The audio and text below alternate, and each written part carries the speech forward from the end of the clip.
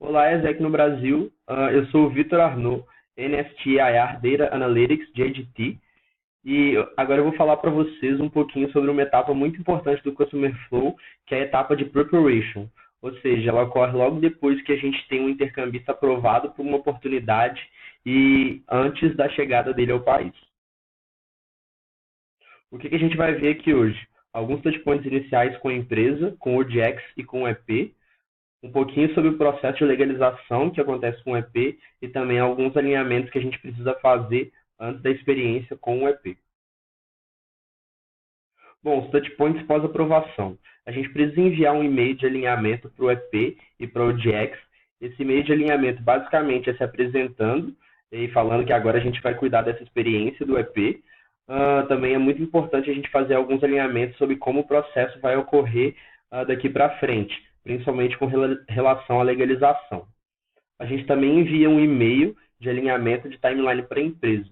Na verdade, quem envia esse e-mail é B2B, mas entra muito da nossa parte de explicar qual vai ser a timeline, quanto tempo que o intercambista deve demorar para chegar no país e na chegada dele, quais que serão os touchpoints que a gente precisa fazer com ele de legalização antes dele iniciar os trabalhos dele. A gente também tem a etapa de legalização que ocorre. Em EDT, a gente trabalha com dois tipos de visto, que é o VRT e o Vitem 4. O VRT ele é exclusivamente para pessoas que estão em países integrantes do Mercosul, e o Vitem 4 é um visto para estudantes e ele pode ser tirado para os outros países que não do Mercosul. Bom, e lembrar sempre de avisar o EP para tirar o CPF no país de origem no momento que ele for tirar o visto, porque vai ser muito mais prático do que tirar no momento que ele chegar no Brasil.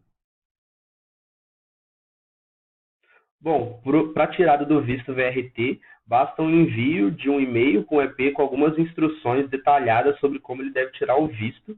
E para tirar o VRT, a gente não precisa enviar nenhum documento para o EP. Então, é bem simples e esse visto não costuma ser rejeitado.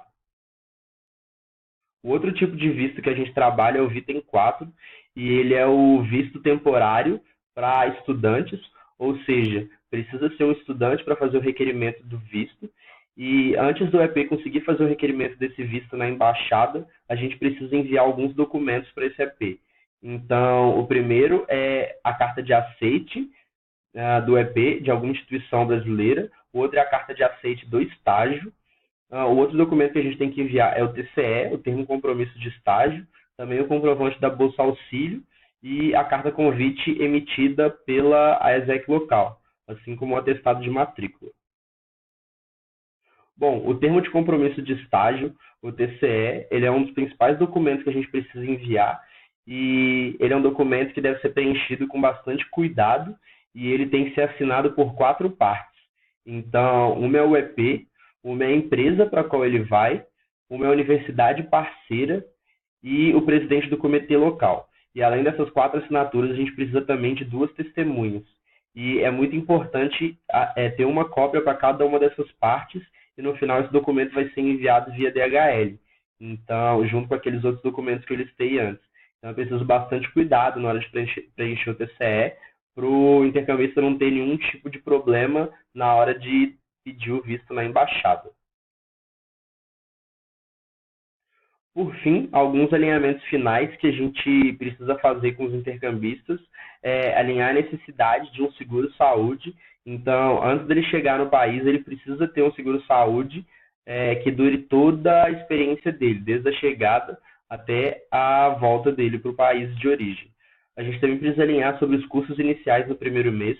Então, a gente sabe que o salário dos intercambistas eles só chegam após o primeiro mês, e além disso ele vai ter alguns custos com legalização aqui no Brasil também.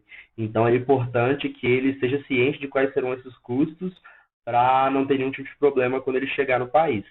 Também é importante alinhar que ele vai ter que tirar mais algum documento aqui no Brasil, ou seja, o RNM. Caso ele não tenha tirado o CPF, ele também vai retirar no Brasil, depois que ele conseguir tirar o RNM. Para quem não sabe, RNM é o Registro Nacional Migratório, e ele é necessário para todos os intercambistas em atividade, em ADT, no Brasil. e a gente precisa fazer esse tipo de alinhamento para não ter nenhum tipo de problema quando o EP chegar aqui. Então, é bastante importante esses alinhamentos, se eles puderem serem feitos por uma IPS virtual, é melhor ainda.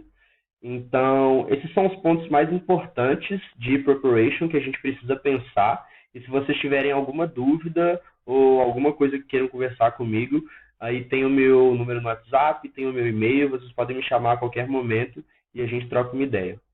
Tchau, tchau.